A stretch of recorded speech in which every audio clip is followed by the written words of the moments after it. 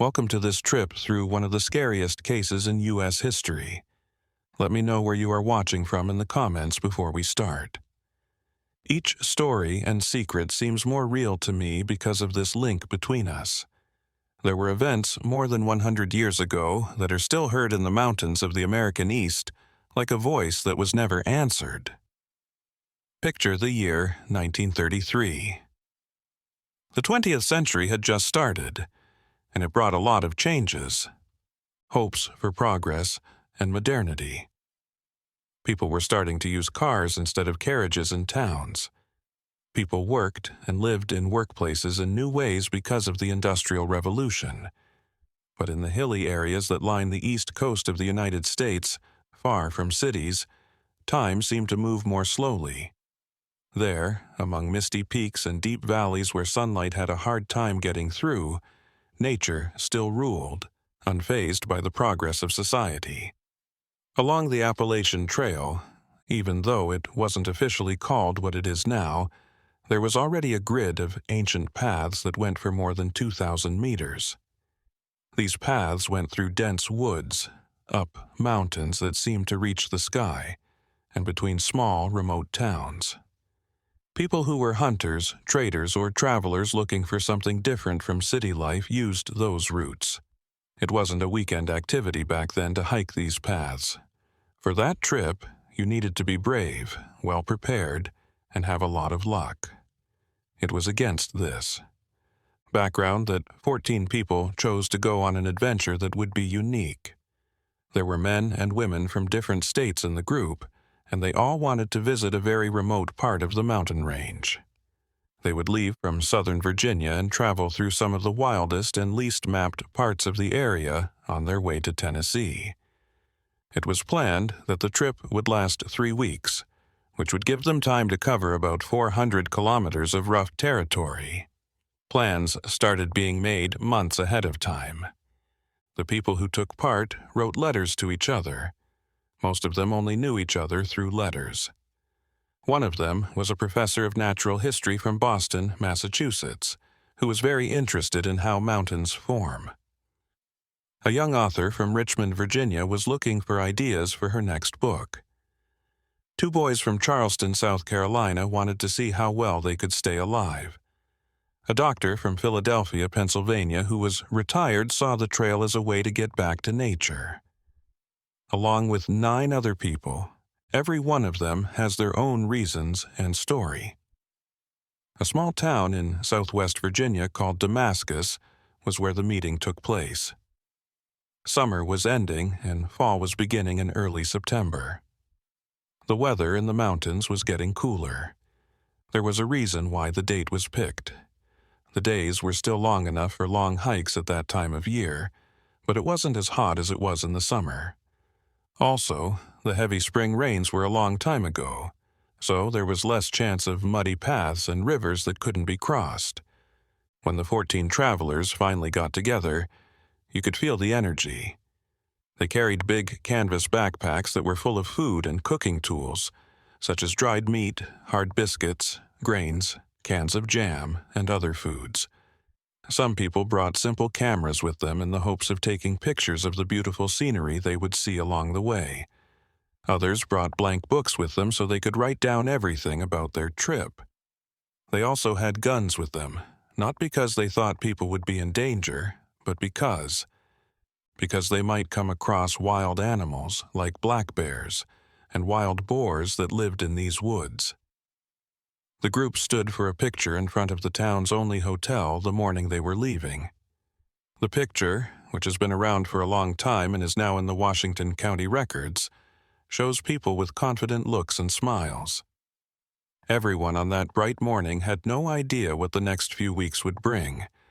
No one could have known that this picture would be one of the few things that could be used to remember 10 people who would never be seen again. For the first few days of the hike, nothing big went wrong. A steady pace was maintained by the group, who stopped often to enjoy views of secret waterfalls, strange rock formations, and valleys that went on forever. At night, they camped in well-selected clearings, built campfires, and told stories while the sky was filled with stars that were too bright to see in towns. But the mountains are dangerous, and not every road leads back home. The main record of those early days is a book that a young writer from Richmond named Sarah Elizabeth Crawford kept. When her writings were found decades later, they revealed important information about the group's daily life and the area around them. Sarah wrote in a creative way, talking about how the light coming through the trees made dancing patterns on the forest floor, and how the air at higher elevations was fresh and energizing. Lungs, and how the mountain's silence was different from any other silence she had ever felt. People who live in the area call the hill they reached on the fourth day of their trip Black Crow Peak. The name comes from an old native story about a huge bird that lived in those mountains hundreds of years before Europeans came to live there. The view from the top was stunning. Rolling hills went all the way to the distance. They were covered in a blanket of blue-green that changed color as the sun moved across the sky. From afar, you could see smoke coming from the chimneys of fields that were far away. There were only a few signs of people in the huge wilderness. On that high point, the professor of natural history, a man named Edmund Whitmore, made a note that Sarah would write down in her notebook. He pointed to the western horizon and said that those mountains had been natural barriers to the first waves of settlers, causing them to find specific routes or risk crossing dangerous rivers. Edmund spoke with enthusiasm. Geological layers that can be seen in the rock walls and marine fossils that can be found thousands of feet above sea level as proof that those mountains were once underwater in ancient oceans. Up until that point, the group was working well together. Thomas Hicks, the retired doctor, naturally took on the part of caretaker and made sure that everyone was drinking enough water and didn't have any blisters on their feet or other signs of being tired. Brother Robert Charleston and Brother James Dalton were the most. Useful skills, like being able to set up camp and build fires with wet wood.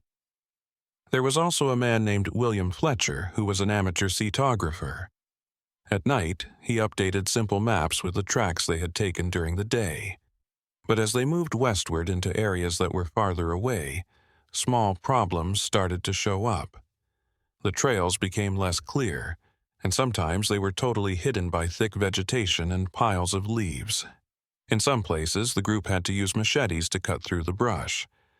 The way, which was hard work that took a lot of time and energy. Even though food was carefully rationed, it ran out faster than planned.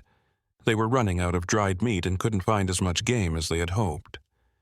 There was the first event that should have been a sign on the 8th day.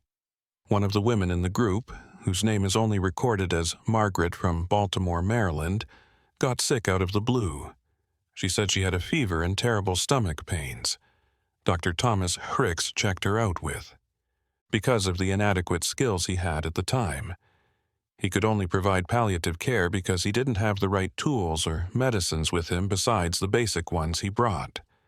But the group was too far away to turn around and still too far from any town ahead for Margaret to rest. The choice caused a lot of debate. Some people said they should make a long-term camp until Margaret got better. Others argued that they had to keep going because staying put would use up all of their supplies without making any progress.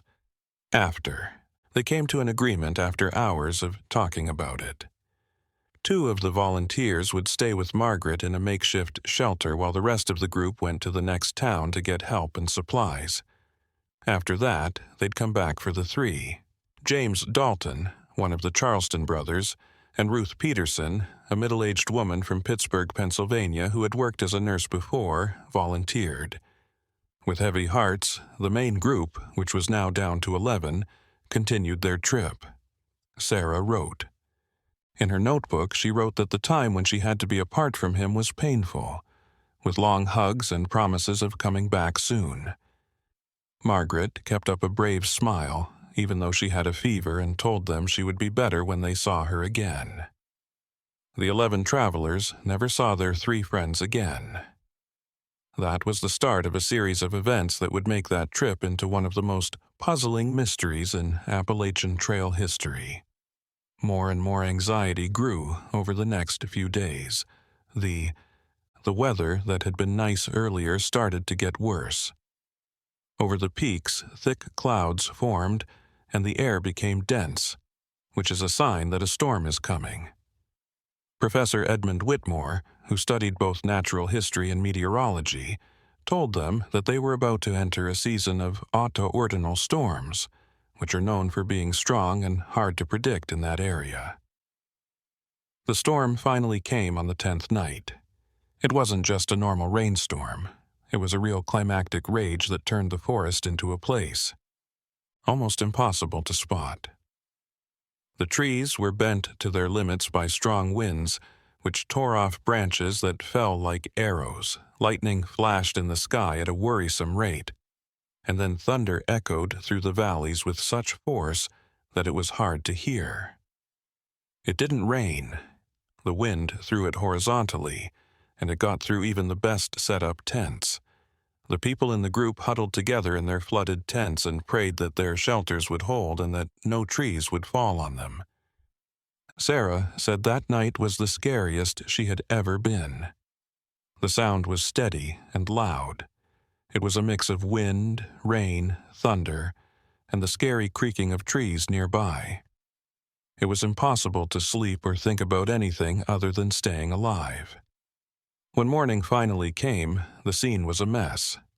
The path they had been on was now covered in mud, broken twigs, and other junk.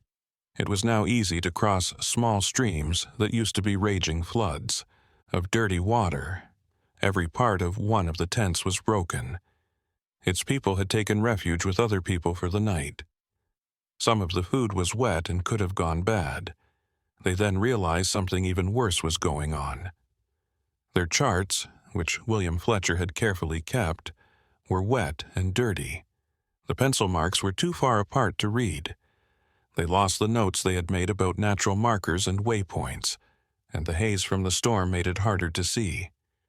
It became very difficult to figure out the right way. They were lost in the middle of the Appalachians, with few supplies and broken gear. 3 friends were waiting behind them for help, and that was only the start of the nightmare that was to come. The storm's aftermath made everyone lost, which was terrible for the group's mood. Because he was a hobby photographer, William Fletcher felt guilty for taking on the role of navigator. He looked over the wet pieces of maps for hours, trying to piece together the route from what they remembered and the few marks they could still see. Everyone in the group tried to make him feel better, but they all knew his situation was very bad. Dr. Thomas Hricks suggested that they get together to talk about their choices in a calm and logical way. The 11 survivors talked about what they should do next while sitting in a circle on downed logs that were still wet from the night before. The first thing they had to decide was whether to try to get Margaret, James, and Ruth back, or to keep going so that they can get help faster. Since they had lost track of where they were, the second question asked them to find the forward direction. As a guide, Edmund Whitmore said to look at the sun. Even though the sky was partly cloudy, it was still possible to get a good idea of where the star was, and from that, figure out the 4 cardinal directions. They knew that to get to the towns in East Tennessee, they had to go roughly west-southwest. The professor suggested that as they went, they cut holes in trees to make there was a trail that could be used to get back if needed. It was nice that the idea was accepted. They had a plan, even if it wasn't perfect. The group moved slowly through the rough terrain for the next 3 days. In that area, the forest was very dense, and the understory was so tangled that you had to take regular detours. They crossed knee-deep icy streams, climbed rocky slopes where every step had to be carefully planned, and went around the edges of gorges where the greenery made it impossible to tell how deep they were. It was starting to hurt from being tired all the time. Some members got coughs that wouldn't go away because they were out in the cold and damp. Others said they had pain in their muscles and joints. The 14th day of the trip was when they found something very scary. They followed what looked like a natural path through the bush until they reached a clearing that wasn't there by chance. In the middle were the remains of a wooden building that had fallen down a long time ago and was now covered in moss and plants.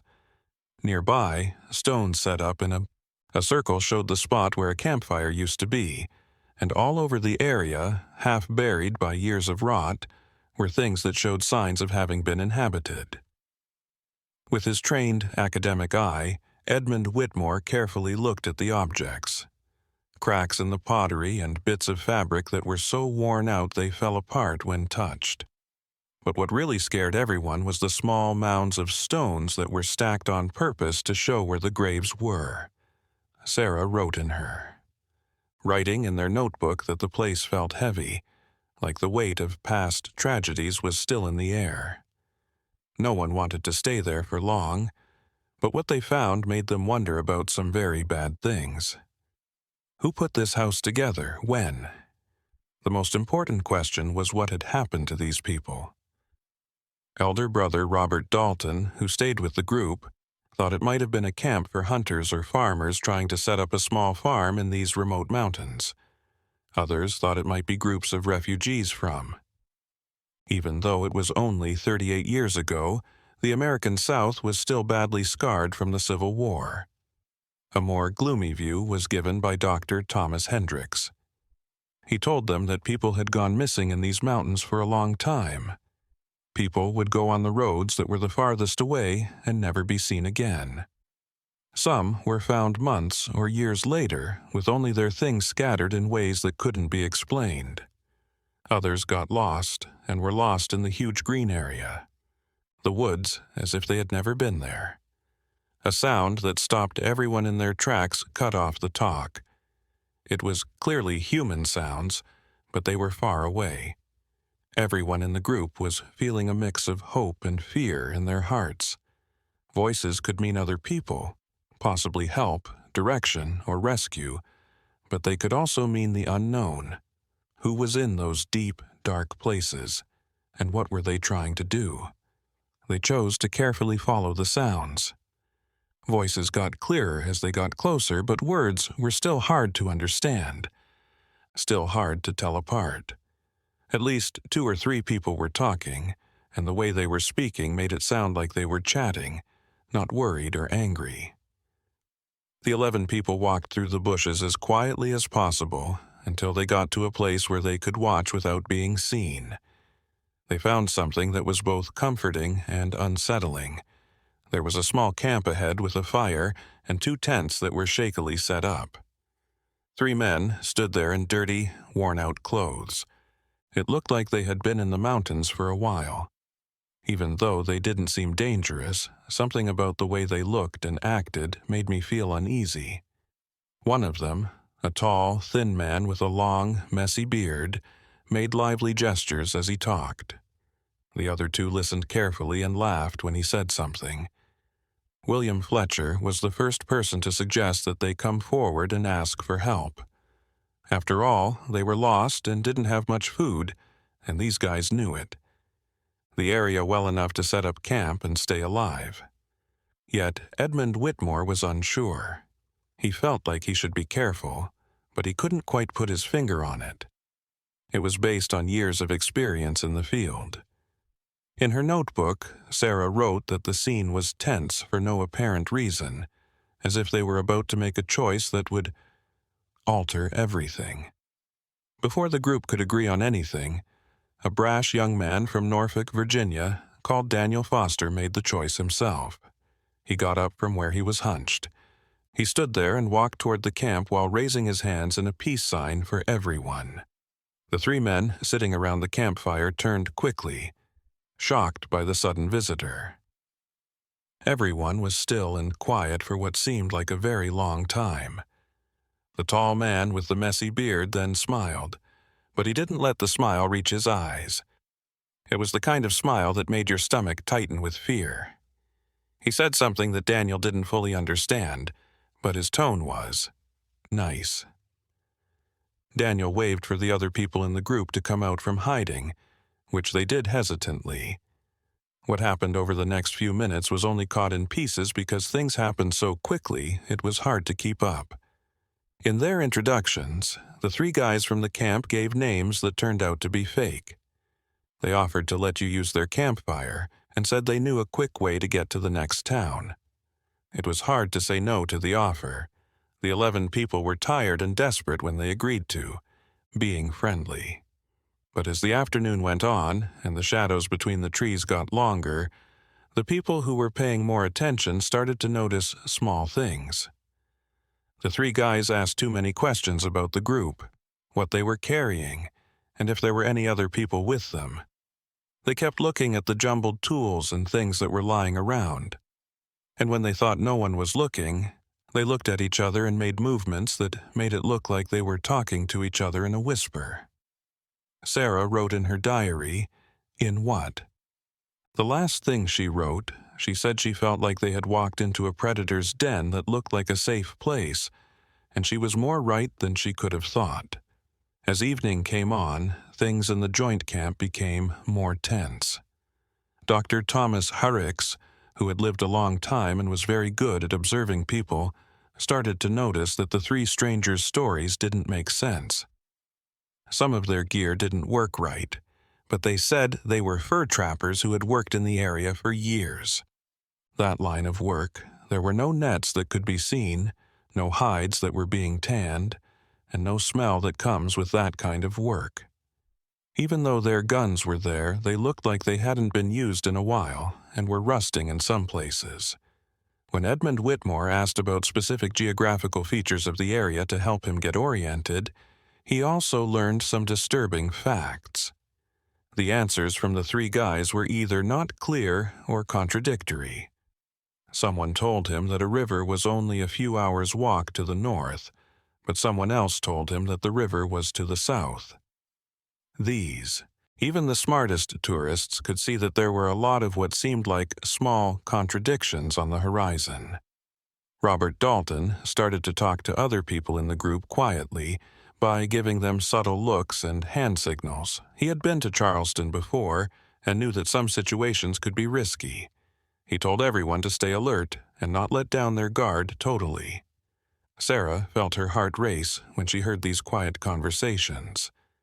The young writer had a vivid mind, which was putting her peace of mind at risk. During dinner, there was a lot of awkward silence with only polite efforts to talk. The three unknown people made a simple stew with ingredients they didn't try to describe. Some of the 11 people in the group had to eat because they had to. Their own food supplies were very low. Others didn't really eat, they just acted to by moving their food around on their metal plates. They weren't willing to give these men anything. When the trees finally went dark, the dancing light was all that was left. The head of the three men, the one with the scraggly beard, suggested using the campfire as a light source. His idea seemed reasonable at first, but it had scary implications. Because there were so many of them, he thought it would be smarter to split up the night's watch. After all, they were in the middle of nowhere, where animals that are hungry sometimes come up to human camps. He and his friends could work the first shifts, giving the tired passengers time to rest. It was. In a very diplomatic way, William Fletcher offered a different plan. It was agreed that each group would hold its own watch so that everyone could get some rest during the night. Even though he tried to hide it with a forced laugh, the man with the beard's answer was tense. He agreed, but for a moment his eyes got tight, which was seen by people who were paying close attention. The 11 tourists set up their tents a good distance from the camp of the three men, some distance farther than would be. Thought to be friendly, but it was okay because it was supposed to give everyone more room. Before going to sleep, they quietly agreed that at least 3 people would stay awake at all times and be placed in a way that gave them a clear view of both the strangers' camp and the ways to get there through the bush. Along with Edmund Whitmore and a big guy named Charles Brennan, Sarah was put on the first watch. Originally from Wilmington, Delaware, had worked on the docks for years and was known for. As a way to protect themselves in dangerous situations, the three carefully placed themselves, keeping the main fire at their backs to protect their night vision and keeping their eyes on the shadows around them at all times. It was quiet in the early hours of the night. It was filled with the sounds of the night forest, the call of owls in the distance, the rustling of small animals in the bushes, and the soft crackling of the campfire that is slowly going out. That night, though, was different in some way. Sarah wrote in her book about how she felt like being watched not only by the three men in the nearby camp, but also by an unknown force that seemed to be just out of reach of the light. Edmund Whitmore saw movement in the Stranglers' camp around midnight, when the moon was high and partly hidden by moving clouds. The three men who were meant to be sleeping were awake and whispering things to each other. Their shapes against the dying coals of their own fire suggested that they were upset, making broad movements of some kind, of talking or making plans. Edmund quietly told his fellow watchers what was going on, and they all paid more attention. After some time, one of the three guys got up and started walking toward the travelers' tents. His movements didn't look natural at all. They were more like he was trying to look like he wasn't worried while really having a plan. In order to protect himself, Charles Brennan also stood up and cut the man off in the middle of his sentence. He asked, "Is there a problem?" in a low but strong voice. The stranger looked, briefly shocked to find someone awake and aware. He mumbled something about needing water, but it was clear that he could get to a stream going the other way. Charles kindly pointed out where the stream was and then stayed there, making it clear that no one else could get to the tents. The man paused and looked into the darkness beyond Charles as if he wanted to know how many other people were awake. That's all he said. He turned around and went back to his own camp. The event caused the three Rangers were very nervous. Sarah got a chill down her spine that had nothing to do with how cold it was outside. Edmund said in a quiet voice what everyone was thinking. They had to leave at dawn right away, without waiting and without taking the stranger's claimed offer of a guide. Charles agreed completely. He also said that they should quietly wake up the others and get ready to leave as soon as it got light enough to safely navigate the bush. The rest of the night was spent in a tense alert. Every sound seemed stronger. It looked like every moving shadow was trying to do something bad. It looked like the three men from the other camp had given up trying to get closer, but the shadows around their fire showed that they weren't sleeping either. Both sides knew what the other was doing and were waiting for dawn. As the first gray light of dawn started to filter through the woods, Sarah, Edmund, and Charles began to wake up the other people in the group in a quiet way. The steps were easy to follow and whispered from ear to ear. Quickly pack. Try not to make any noise. Get ready to leave right away. There would be no breakfast and no saying goodbye to the three strangers in a polite way. Instead, they would make a plan to leave quickly before things got worse. But luck, or maybe the mountains, had other ideas. A scream filled the morning air as they took down the last tent. It was scary, high-pitched, and came from the opposite direction of the camp of the three guys. Everyone heard a woman's voice in less than a second. Take note of it. It was a woman in the group called Helen Morrison from Raleigh, North Carolina. She had left just now to get water from the creek. After the scream, there were sounds of fighting, branches breaking, and men yelling directions that were hard to understand. The group was pulled for a moment between the strong urge to run for help and the equally strong urge to run for their lives. Thomas Hicks was the one who made the choice. He took an oath as a doctor to help people in need, but he was unable to do so. Leave, Helen, even if it puts you in danger. Thomas, Edmund, Charles, and Robert were among the guys in the group who ran towards the screams. As soon as they got to the stream, they saw a scene of chaos and fear. Helen was being held by two guys who were not the three from the camp next door. Other people came out of the bush looking like they had been there waiting, watching, and biding their time. When the four rescues got there, they were horrified to find that they had walked into a trap. Things got worse at the creek at an alarmingly fast rate. Helen wasn't just being held by two guys. More figures, at least 4 or 5 of them, came out from between the trees. They all had serious faces and coordinated movements that showed they were used to this kind of conflict. Thomas Hicks put up his hands to show peace and tried to speak quietly as he asked the woman to be let go. People laughed out loud at his diplomatic attitude. Edmund Whitmore, who was always a scholar, tried a different method. He started by telling them that they were just lost tourists and that they didn't pose any danger because they were ready to go their own way without making any trouble. But while he talked, he looked around the scene for ways to get away and thought about how likely it was that he could save Helen and get back to the main camp before things got even worse. Charles Brennan was the first one to understand how bad things were. Through the plants, he could see more movement. The 3 men from the people from a nearby camp were coming, but they weren't helping the tourists. They were adding to the group, making it look like it was now fully organized. Charles whispered something quickly to his friends, and when they realized what was going on, it hit them all at the same time like a punch. It was much scarier than just some highwaymen that they had found. In these faraway mountains, away from the law and normal society, men who had decided to live without following the rules of established communities could hide. Some may have been on the run from the law, while others may have been deserters from past wars who never managed to get back to normal life. They came together and made something that looked like their own society, complete with their own rules and ways to stay alive. One of these ways was clearly taking advantage of travelers who came into their territory without knowing it.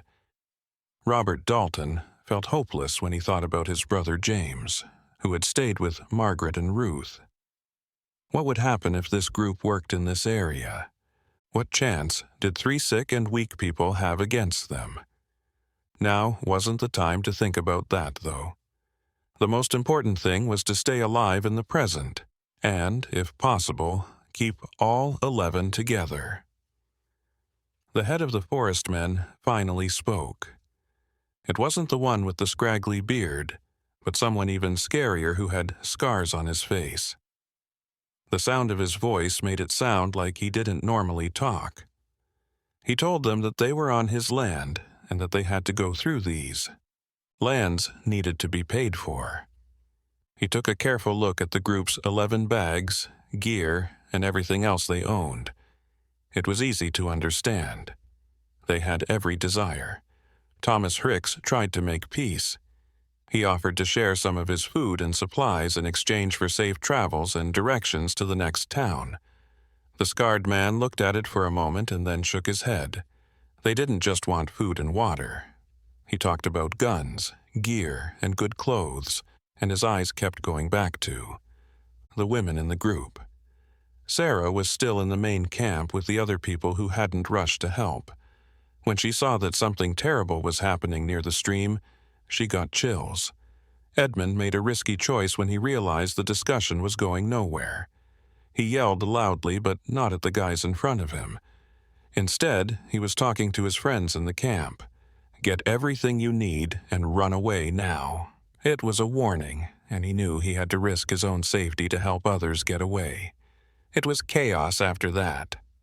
Something that survivors would have a hard time putting into words later on.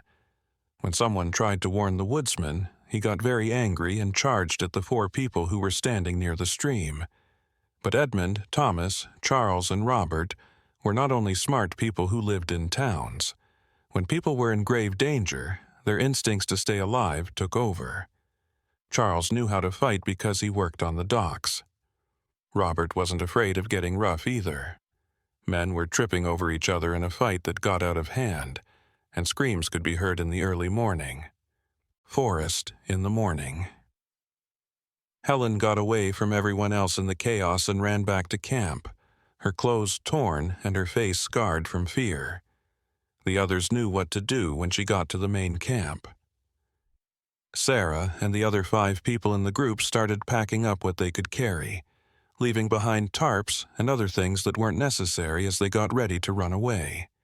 But where? They still didn't know which way to go to get to safety because they were lost. Even though he was scared, William Fletcher tried to. Remember something from the lost maps that could help them find their way. The professor had said that following waterways usually went to lower elevations and then to places where people lived. A stream close by ran down the mountain. They might want to follow it. It wasn't easy for Edmund, Thomas, Charles, and Robert to get away from the fight near the stream. He was knocked out and bleeding after getting hit in the head. Thomas had cuts on his hands from trying to take the gun away, one of the bad guys. The woodsmen were yelling at them as they regrouped for a good chase as they ran back to camp. When the 4 got to camp, the other people were already getting ready to leave. There wasn't time to talk or make detailed plans. Everyone agreed in silence as Sarah pointed in the direction William had suggested, following the stream. They began to run, or at least move as quickly as the rough terrain would let them. They only carried what they could carry and left the rest behind. It was clear that someone was chasing them from behind. There were screaming voices, branches breaking under heavy boots, and gunshots that made everyone automatically duck, though it seemed like the bullets were more meant to scare people than to hit specific targets. The woodsman knew the area better and was faster and stronger, but the visitors had something just as powerful: the sheer fear that makes people stronger than normal when their lives are in danger. They ran for hours and only stopped for a short time when they had to find a different way because someone had tripped, or the road ahead was blocked. The stream became their only way to find their way through a scenery that was very hard to understand. They had to walk through waist-deep, icy water on some parts of the trail that went through narrow gorges. Sometimes it went away into waterfalls that made them cling to roots and rocks as they fell down dangerous hills. During these dark hours, the group started to break up. Those who were in better shape automatically moved forward faster. The ones that moved more slowly fell behind. They tried to stay together, but the truth of the situation made it harder and harder. After getting hit in the head, Edmund was still dazed and started to stumble. One of the other women and Sarah helped him, but it took longer for them. It was during one of these breaks that the unthinkable took place. The group was now spread out along the stream for several hundred meters. They started to notice that some of their members could no longer be seen behind them. Calls were heard, though the forest, but the responses got farther away until they stopped altogether. The horrible thought that they might have lost each other forever after getting split made an already terrible situation even worse. Only 7 of the 11 tourists were still together when the day's never-ending sun went down. 4 were lost somewhere during the journey: Edmund Whitmore, Helen Morrison, and 2 other people whose names Sarah wrote in her notebook while her hands were shaking: David, Kathy Caldwell of Savannah, Georgia, and Richardson of Alexandria, Virginia. They were either lost in the wild or caught by people who were after them. No one knew for sure. The 7 survivors temporarily hid in a rock formation that formed a small cave. It was safe enough to keep them out of sight while still being open enough that they wouldn't be trapped in their own hiding place.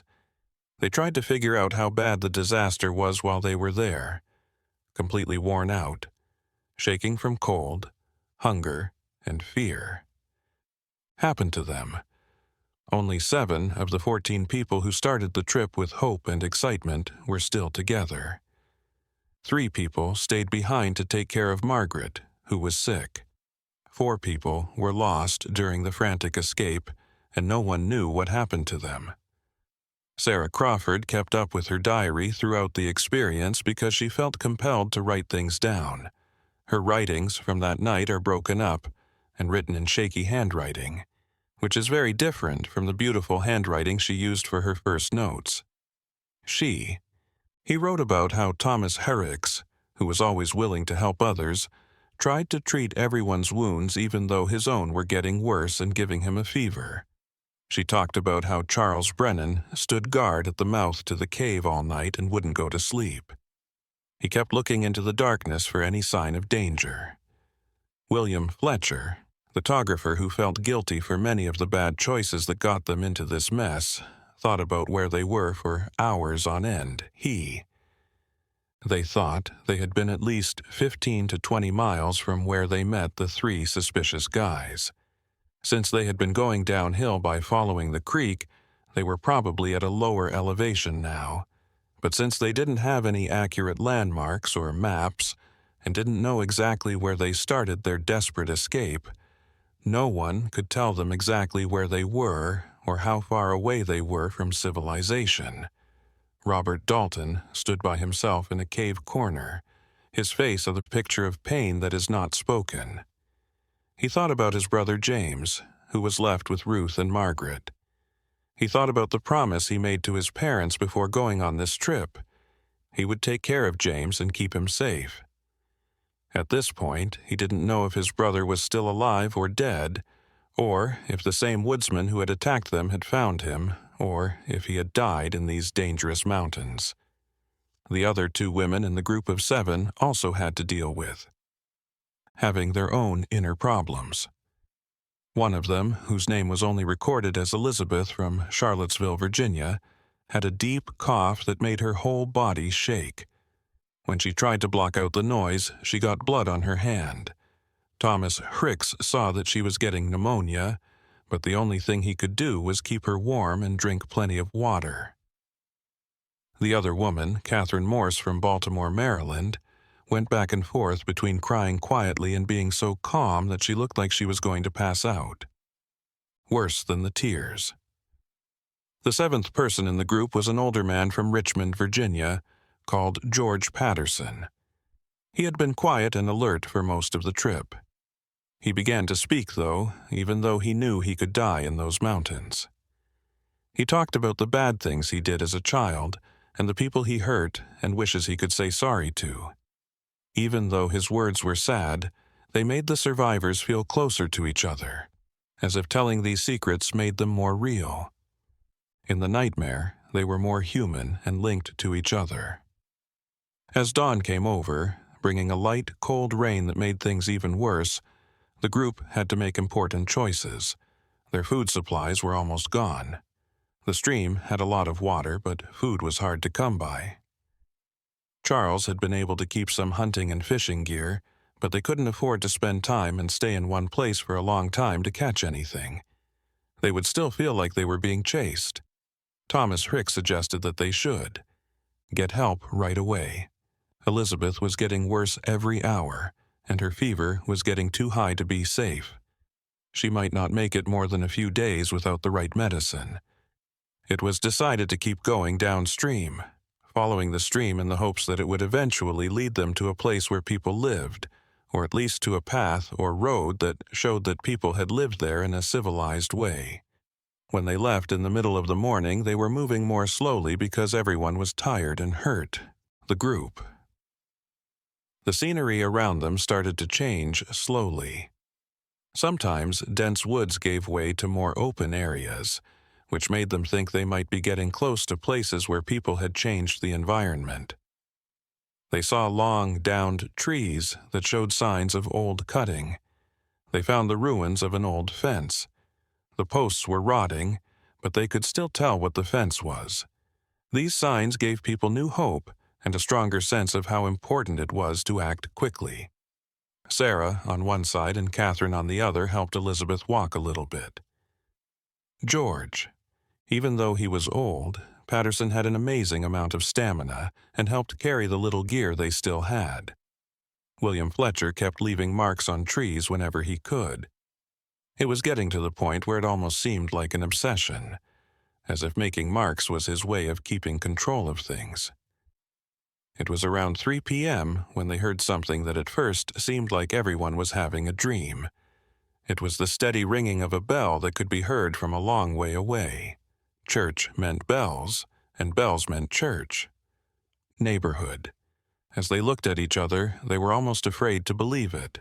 But then they started walking toward the sound with energy they didn't know they still had. More signs of society showed up as they went further. They saw wagon wheels marking a dirt road and well-kept fences separating what looked like pastures. Through the trees, they could see smoke rising from chimneys. They had found a place to live. The place was small, with only a few wooden buildings and a simple white house in the middle. Church. But for the 7 people who made it out alive, it was like seeing heaven after going through hell. When they stumbled into the town, their torn clothes, dirty faces, and other injuries made a lot of noise right away. Priest Reverend Jonathan Mills, who was middle-aged, was the first person to reach them. He asked them where they were from and what had happened as his first words, which were full of care. The story they told in broken pieces and in different voices at the same time was so. It's strange that some neighbors were skeptical at first. It was normal for travelers to get lost in the mountains, but what these 7 people described was on a whole different level. Thomas A. Ricks was mentally strong enough to focus on the pressing medical need, even though he was very sick. He begged the Reverend to find someone who could heal Elizabeth or give her medicine because her condition had gotten worse to the point where she was only partially aware. The Reverend quickly replied, pointing them to the house of a woman who is known in the area for being a healer and nurse. The other 6 were taken to the church and given clean water, simple food, and blankets while Elizabeth was being cared for. As they sat in the wooden pews of that small congregation, feeling safe for the first time in days, the truth of their situation started to really hit them. They were able to stay alive, but at what cost? How were the other 7 people from their original group doing? Sarah, her. Even with everything going on, the writer in me still wanted paper and pen. To keep track of what had happened, she had to write down everything while it was still new in her mind. Reverend Mills gave Sarah the things she needed, and she started to write. Her hands were still shaking, but she was determined. This paper, which was kept in the church's archives and then moved to the county's records, would become one of the few original sources on the terrible events that September 1903. But writing. The story didn't change the truth. 10 people were still missing in the mountains, and no one knew if any of them were still living. Milliton was the name of the town where the 7 survivors found safety. It was in the far eastern part of Tennessee, in a valley surrounded by mountains that seemed to protect it from the outside world as well as separate it from it. Not more than 80 people lived there, mostly families who had been living there for generations, and farming small plots of land. Land and living in a way that hadn't changed much since the first residents came. For these people, the modern world of the 20th century was something far away, something that happened beyond the mountains but wasn't important to their daily lives. A meeting was called right away by Reverend Jonathan Mills the day after the survivors got there. There was a small wooden church with oil lamps that made dancing shadows on the walls. People from Milliton met there to hear the whole story of what had taken place. The main storyteller was Sarah Crawford, who was still tired but determined. Her voice shook a few times as she talked about the worst parts, but she didn't hold back any information. The people listening showed a mix of horror, sympathy, and something else on their faces.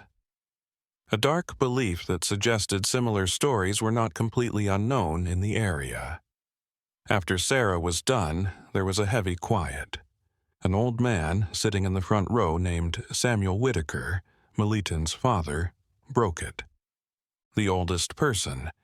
His speech was old, but the things he said were heavy with life experience. He said that these mountains had always been a safe place for people who wanted to hide from other people. Some were guys who wanted to be alone and peaceful. They were harmless hermits who just wanted to live away from people. Others, though, were different. They were people who had escaped justice or who just didn't follow society's rules and made their own, which often had terrible results for anyone who crossed their path. Samuel talked about that over. Over the years, there had been a lot of talk about organized groups in the mountains that were very far away. People called them cavemen, forest ghosts, and the invisible ones, among other names. People told stories about travelers who went down the deepest trails and never came back, camps that were found empty with signs of a quick and violent departure, and hunters who heard screams in the distance but didn't go to investigate. Most people thought these stories were made up, like the kinds of stories people in remote areas tell to each other. Be scary to kids, or explain things that can't be explained. But Samuel, who was facing the 7 survivors, told them that these stories had always had some truth to them. People were all thinking about the question that Charles Brennan asked. If the people who lived there knew about these risks, why didn't they tell tourists or call for help? Samuel was very honest in his answer. The officials were days away, and most of the time they didn't find anything when they got there. Mountain guys knew every cave, every secret path, and every spot where they could hide when badge-carrying people asked them questions. Militon was weak and small, which was the most important thing. Getting into a fight with the violent groups that live in the nearby woods could have terrible results. So they kept their heads down, told their families to stay away from certain places, and tried to stay alive without drawing attention to themselves. The news that people in the area had known, albeit only partly, about the dangers in the mountains made people angry and scared at the same time. Please understand, to the surviving. On the one hand, clear signs could have kept people alive. At the same time, they learned more about how hard life was in this remote area, where morality and survival were often hard to tell apart. Thomas Hricks asked the important question: what could be done about the 10 that are still missing? Was there any chance that they could be saved, or that their bodies could be found if the worst happened? Reverend Mills said he would put together a search party, but he had to be there first. Being honest about the limits is important. The militant men were not trained as trackers or attackers. They worked as farmers, builders, and other common workers. Going deep into the mountains was very risky, especially since they knew they might run into organized enemy groups. Then there was the matter of time and money. It had been 3 days since the 7 got away. The missing people were becoming less likely to be found living every hour. And even if they sent out a rescue team, where would they go? How would they start? The area where the events took place was very big, with lots of dense woods and many hiding spots where people could be hurt or trapped. William Fletcher gave them his notes and tried to make a map of the path they had taken, but even he admitted that they weren't very accurate, especially after they started running so fast that they had lost all sense of direction. He could point them in the right way and talk about some interesting geographical features they had seen, but it was a whole different story when it came to turning those into searchable locations. Even though it would be hard, it was decided that a try should be made. 6 men from Militon offered to join the search. Marcus Webb, an experienced hunter who knew the mountains around the area better than anyone else in the community, would lead the group. They would leave early in the morning with enough food for 5 days and the best possible recreation of the route the travelers had taken. John Charles Brennan refused to leave them even though his wounds were still getting better. Because he felt responsible for his lost friends, he couldn't live with himself if he didn't try to help save them. While these things were being set up, Elizabeth fought for her life at the house of the village healer. Her fever wouldn't go away even after herbal medicines and constant care. She had pneumonia deep in her lungs. Thomas Hricks stayed by her bedside for hours and put cold packs on her to try to get her to. He drank, following all the advice his medical training and experience gave him. But Elizabeth stopped breathing on the 3rd day after she got to Militon. However, it was thought that she wouldn't be the last person to die on the expedition. The funeral took place in the small graveyard behind the church. It was a gray day, which seemed to match the sad mood of everyone there. Reverend Mills read a moving speech that Sarah had written. Words about a woman who looked for excitement and new things but only found tragedy. Catherine Morse couldn't stop crying during the service. Her sadness over her friend's death mixed with the trauma of everything they had been through. Most of the people who lived in Millerton showed up, which touched the survivors greatly. The search party left the morning after the funeral. Marcus Webb, his 5 militant friends, and Charles Brennan all wore big packs and looked determined but somber. Everyone knew it wasn't likely to work, but the other option was to do nothing, which was wrong for everyone with a conscience.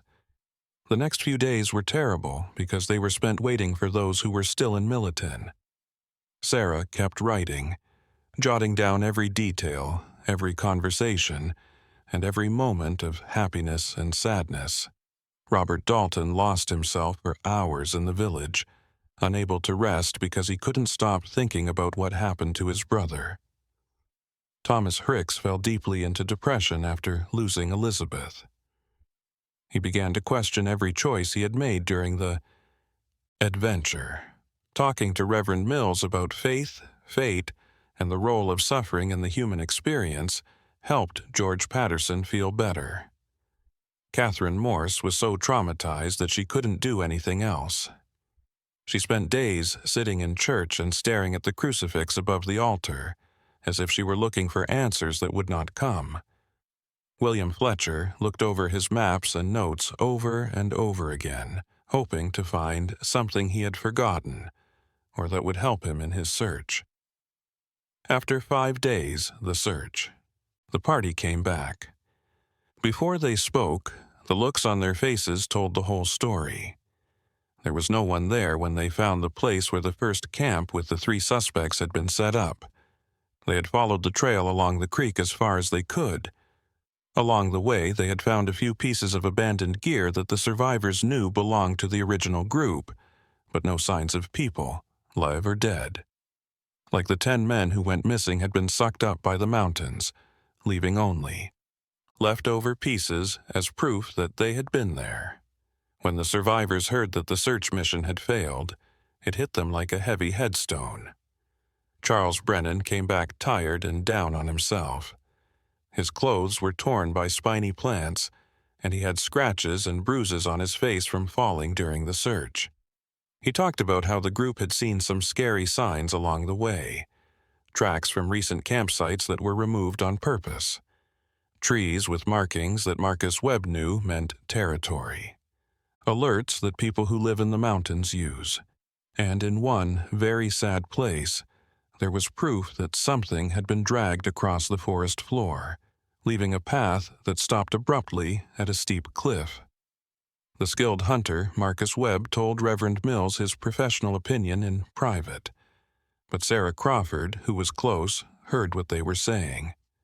Marcus thought that the men who attacked the group weren't just random thieves, but were part of a larger, more organized group that had been working together for a while. In the area for maybe decades. He had seen evidence of several permanent camps, well-kept secret tracks, and alarm systems that would let the people living in the mountains know when strangers were coming a long way off. It would not only be dangerous to try to save them by force, but it would probably not work either. Because this was really happening, the 6 survivors had to face some tough questions. Should they stay in Millerton and wait for news that didn't seem likely to come? Should they try to get back to their hometowns and let the families of the lost know about them? And maybe most importantly, should they involve the government, even though they know it could take months to plan and could put more lives in danger with no promise of success? William Fletcher was the one who suggested they plan their moves better. Reverend Mills said that the nearest telegraph town was 3 days' drive to the east and was called Greenville. He suggested that 1 or 2 people from the group go there. From there, they could send texts to the right people, the police and the families of those who are lost. The others, meanwhile, would stay in Milton to rest and be ready in case any new information came to light. Thomas Hricks agreed that this was the best way to go, even though he was becoming more depressed. He offered to be one of the people going to Greenville because he didn't want to just sit there and wait. Right away, Robert Dalton offered to go with him because he was desperate to do everything he could to find his. Brother James. The militant locals gave them horses and a guide who knew the best ways to get to Greenville.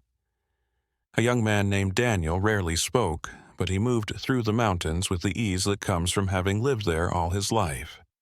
After Thomas and Robert left, there were only 4 people left in Milton. There was Catherine Morse, Sarah Crawford, Charles Brennan, and George Patterson. Each person deals with the trauma in their own way. Sarah couldn't stop writing.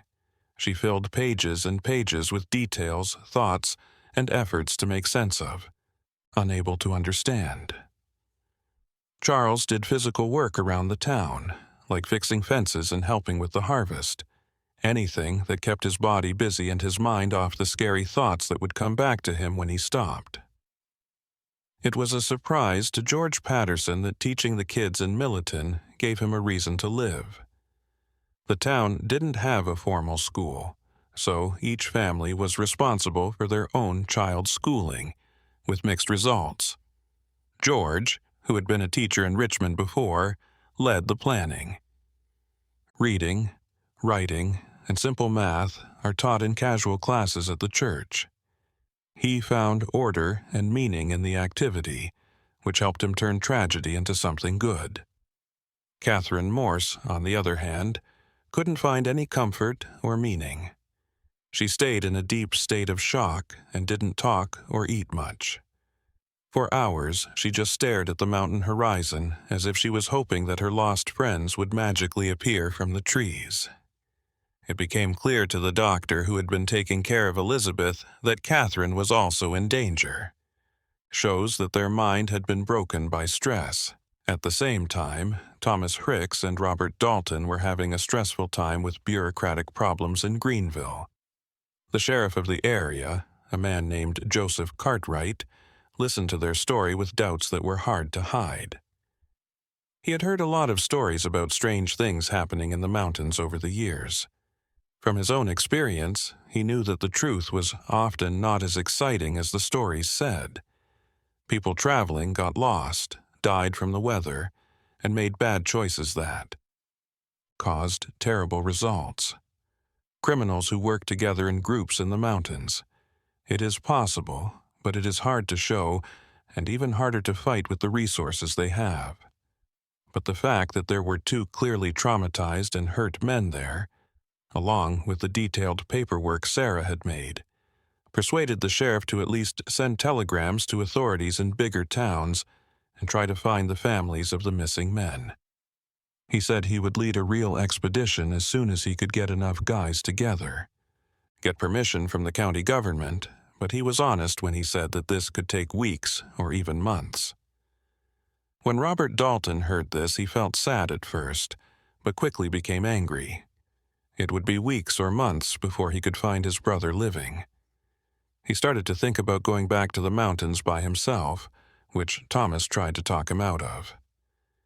In the small hotel where they were staying, the 2 men got into heated fights that could be heard throughout the halls late into the night.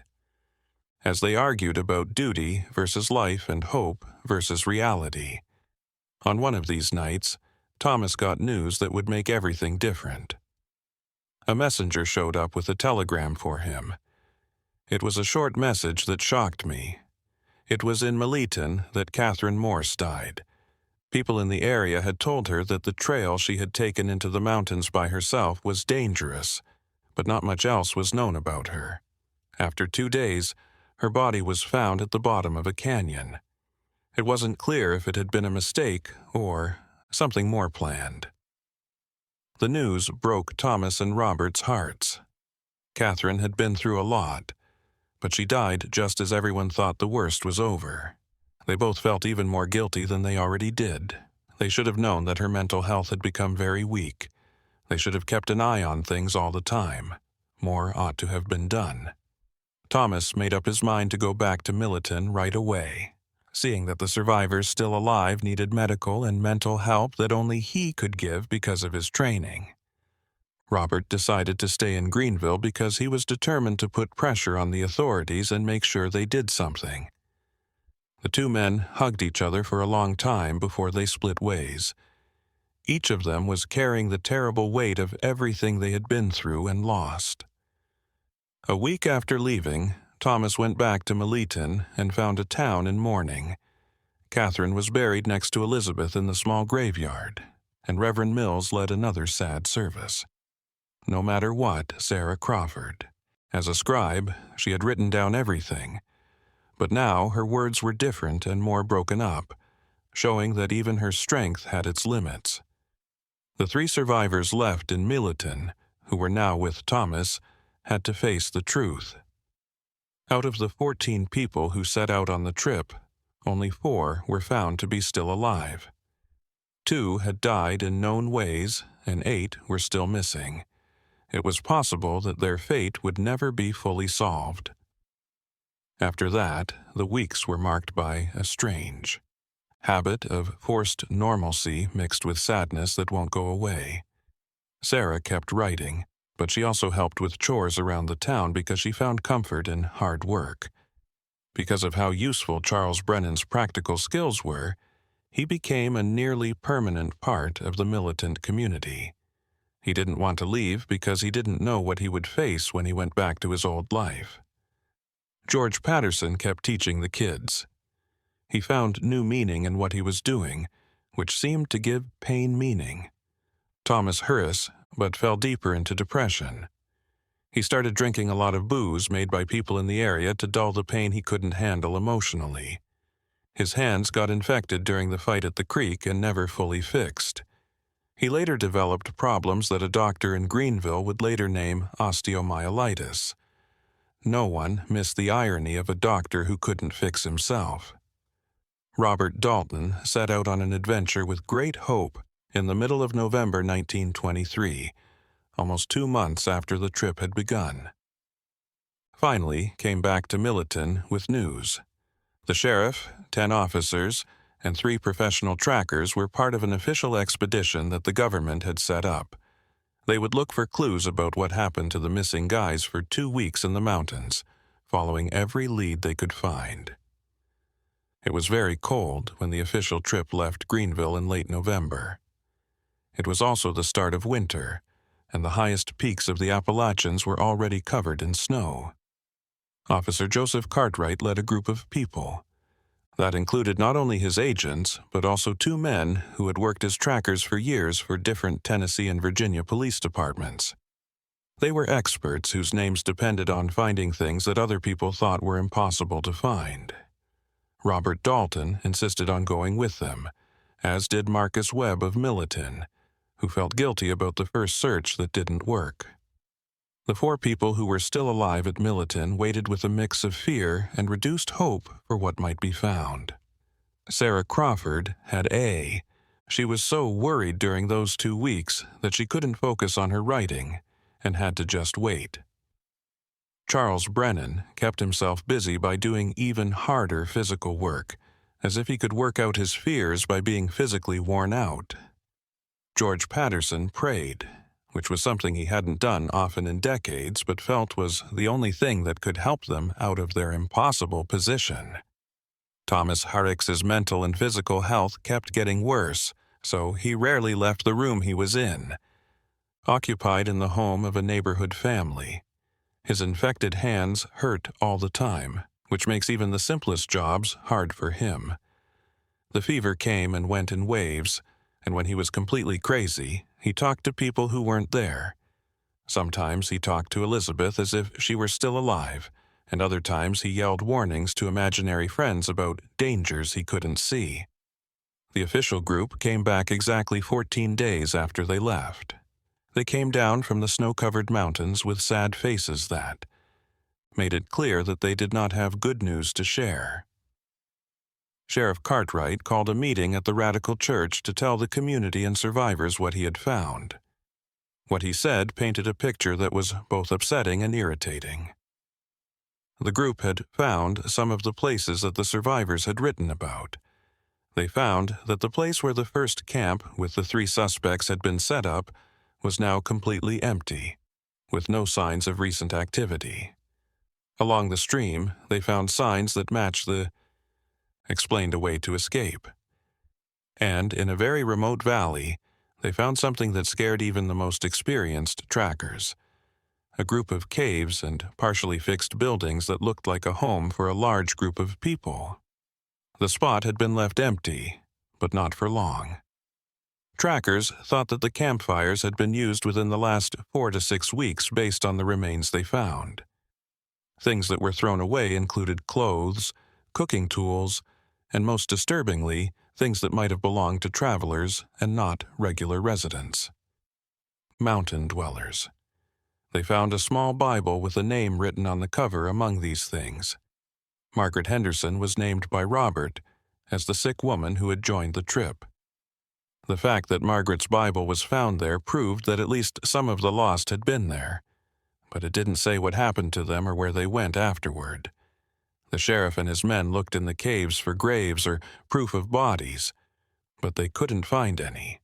It looked like the people had just disappeared, leaving behind only pieces of their things that could be seen as ghostly memories of their presence. The trackers gave an idea based on what they had seen and heard. They thought that the group working in those mountains had a well-established method. When they saw that police or search teams were coming, they quickly moved to other places using ways that only they knew. The mountains were very big and had many caves, valleys, and passageways that had not been explored yet. Not a map. A group that wanted to stay hidden could do so forever, especially if they had lived in the area for years. The trackers couldn't say for sure what happened to the people who went missing on the first trip. Some may have been locked up, made to work, or pushed to join the group against their will. Others may have died from the weather or an accident, and some, especially those who were lost during the first escape, may have gotten so lost in the mountains that they never found their way back. Found a way out. Dying of exposure, hunger, or accidents. Because that area was so big and dangerous, all of these options were equally likely. Sheriff Cartwright told the truth about what he thought. He couldn't do anything else with the tools he had at his disposal. He wrote down everything they found, sent reports to the state police, and did his best to make a map of the area where the suspected group worked. But sending troops into those mountains in the early winter would be a bad idea. Extreme danger, and probably won't work. The people they were looking for were ghosts who knew the area inside and out, and could disappear before the police could get close. The survivors were hit with the harsh reality that there would be no justice, no rescue, and no clear solutions. Robert Dalton finally gave up. He had kept hope alive during those awful months. He cried out loud in church, his body shaking with sobs as he finally came to terms with the fact that he would. He would probably never find out what happened to his brother James. He broke the promise he made to his parents that he would protect James. Sarah Crawford held Robert while he cried, and her own tears fell quietly. She thought of Edmund Whitmore, the great teacher who had taught the group a lot and made them very excited. She thought about Helen Morrison, whose life had been cut short in such a cruel way. She thought of all the other people whose smiling faces she could still see when she closed her eyes. In that picture, taken in Damascus at the start of the trip, there are faces full of life and hope that will never be seen again. Even though Charles Brennan is usually calm and collected, he too felt the weight of the inevitable. He had grown to admire his fellow travelers a lot during those weeks in the mountains. Knowing that so many of them had disappeared without a trace seemed like a major breach of something basic in the natural order of things. It wasn't meant for people to just disappear. Those were meant to be bodies, proof, and a way to end things. People who lived in the mountains didn't follow the rules of society, and neither did the mountains.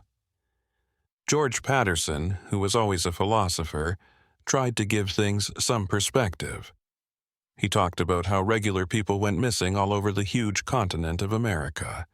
Travelers on lonely roads, settlers on the edge of the frontier, and travelers in places they have never been before. Because the land was so big, not everyone could be found. There might not be a clear finish to every story.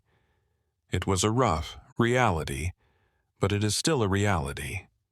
Even though his words didn't make me feel better, at least they were honest about what was going on instead of giving me fake hope.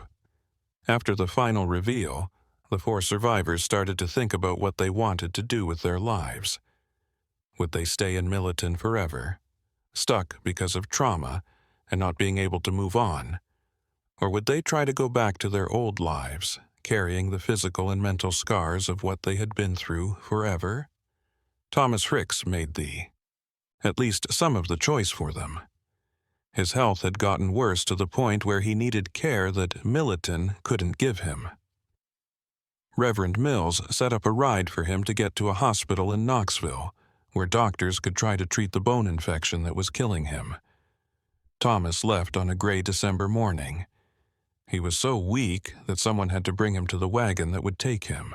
His eyes used to be filled with intelligence and kindness, but now they seemed empty, like something important about him had died during those terrible months.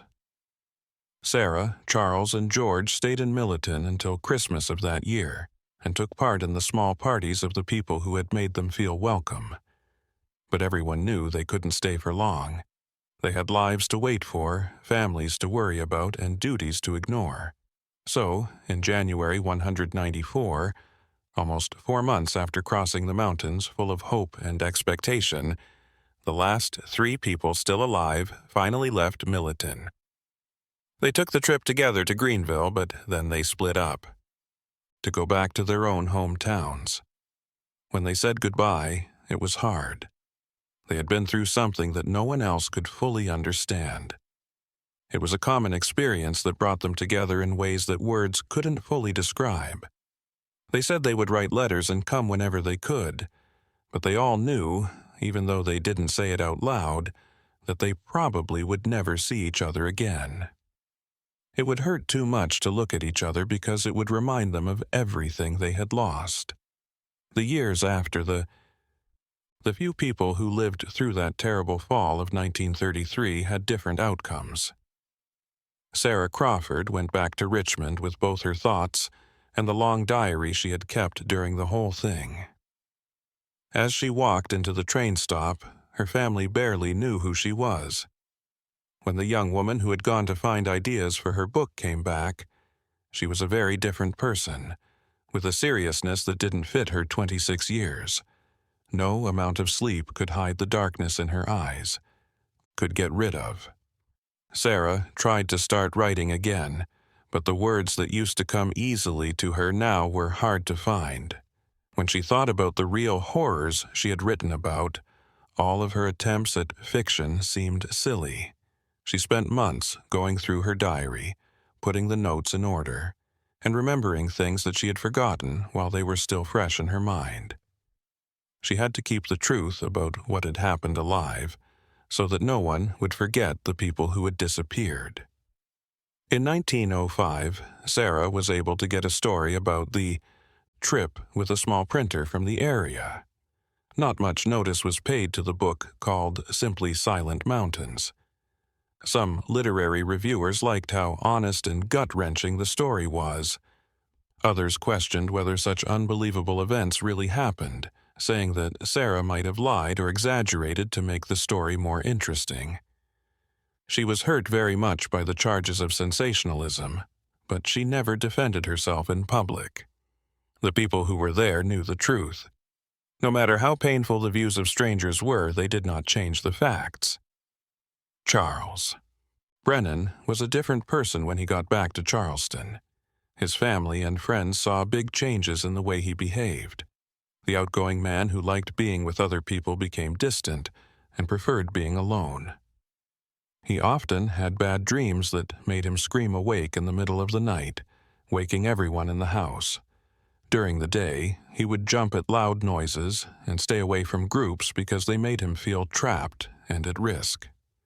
People didn't have a name for what we now call post-traumatic stress disorder, but Charles had all the signs of it.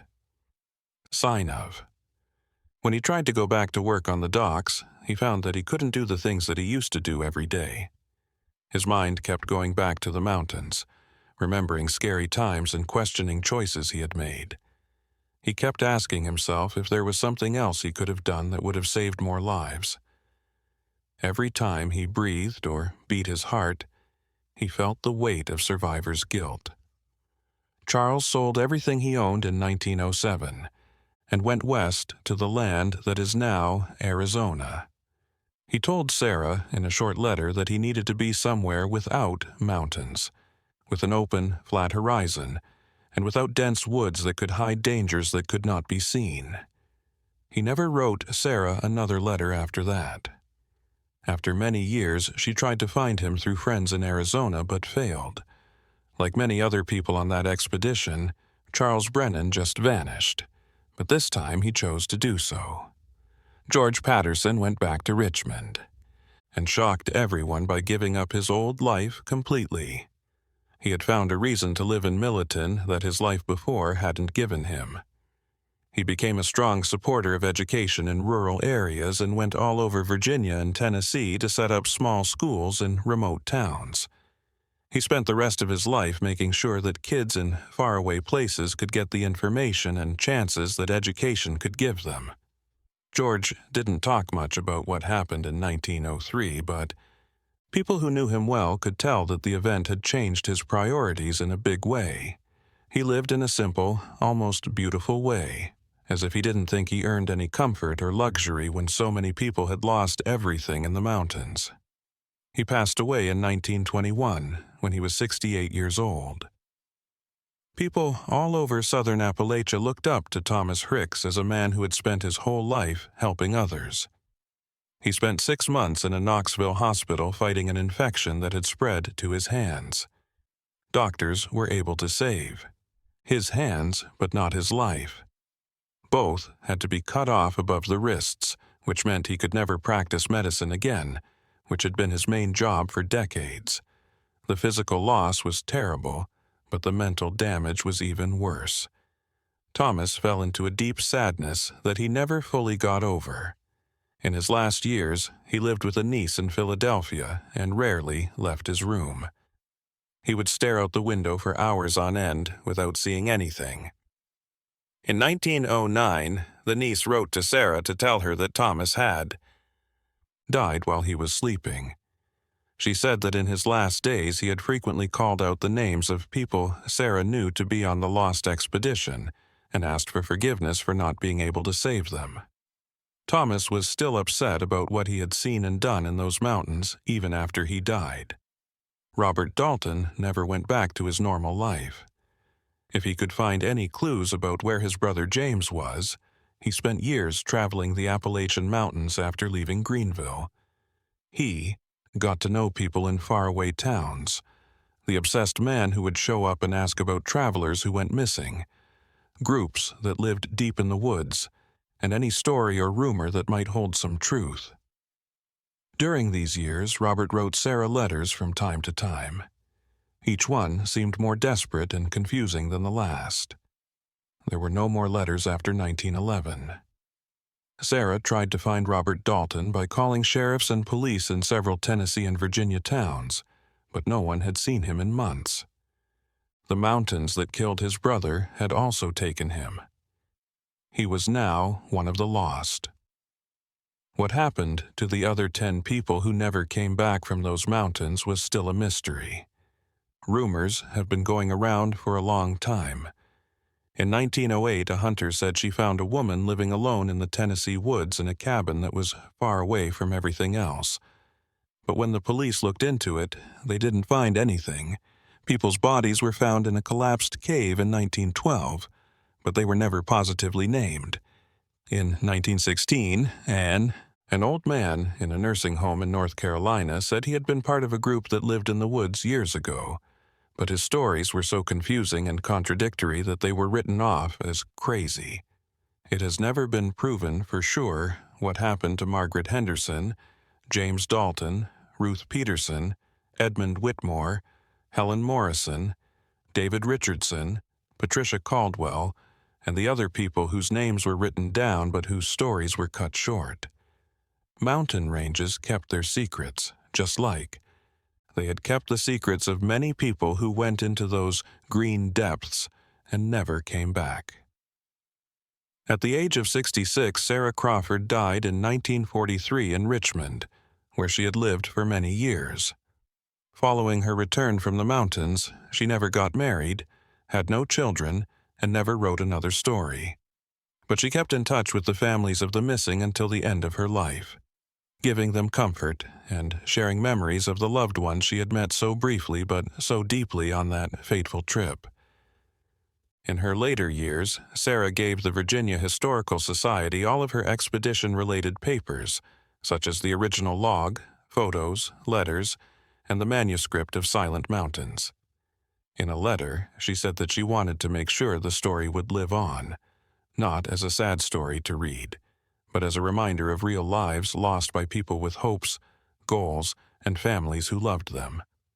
She wrote that the mountains were beautiful, but didn't care about people's pain in that. People who went into their depths should do so with respect and the right gear. The events from September to January 1930 to 1940 never got a lot of attention across the country. They were overshadowed by other deaths and news stories because the world was moving so quickly into the 20th century. But in the Appalachian mountain towns where it happened, the story stuck around. People told their kids about the 14 travelers who didn't come back, only 4, and the risks that lay in the mountain ranges that were the farthest away from society and stories. After more than 100 years, the Appalachian Trail is a well-known road that thousands of adventurers follow every year. There are safe places to stay, thorough maps, ways to talk to each other, and rescue teams that are ready to go. It's hard to think that these mountains, with their well-marked trails, were once truly wild places where whole groups of people could disappear without a trace. The records are still in the files. They are silent reminders of a time when nature still had secrets that no technology could fully solve. The picture of 14 happy faces ready for adventure that was taken in Damascus that September morning still exists. It was printed in Sarah's book and sometimes shows up in Appalachian history exhibits. Knowing what was going to happen while looking at those faces is very upsetting. There are happy people in this picture, but many of them don't know that it will be their last picture, their last physical proof that they lived. Being taken over by the quiet mountains. There are still questions. What really happened during those weeks in the fall? Who were the men who were working in the mountains? Where did each of the lost people end up in the end? It's possible that these questions will never have a clear answer. People who knew the whole truth about the mountains have been dead for more than 100 years, taking their stories with them to graves that are marked and unnamed all over the places they lived. What we can do more of. After more than 120 years, remember. Remember that these were real people with real lives who had to deal with terrible things they couldn't change and paid a terrible price for it. Remember that nature, no matter how beautiful it is, doesn't care about right or wrong when it comes to who lives and dies. Remember that even now, with all of our technology and knowledge, there are still mysteries that haven't been solved. There are places where civilization ends and the unknown starts. Should this story strike a chord with you in any way, should hearing about In 1903, 14 people crossed the Appalachian Mountains, but only 4 came back. If you like what you see, please consider subscribing to this video. We will keep giving you true stories from American history, cases that don't make sense, and riddles that time hasn't fully solved. Write a comment about what you think about this case. Let us know if you know of any stories like this from your own area. When you like the movie, it helps other people find these important stories that should be remembered. Thanks for. Come with us as we learn about one of the worst times in Appalachian history. Until the next story.